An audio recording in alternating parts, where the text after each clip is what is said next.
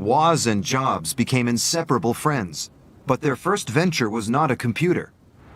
The pair developed an electronics kit mimicking telephone router codes to make free calls around the world. You know, when you make a long-distance phone call in the background, you hear doo-doo-doo-doo-doo. Those are the telephone computers actually signaling each other, sending information to each other to set up your call.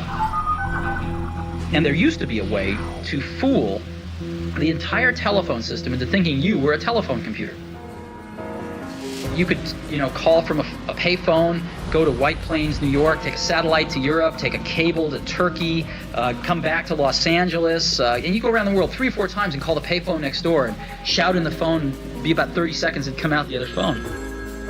The pair moved on from phone jacking for fun to creating computers, building the prototype of the very first Apple.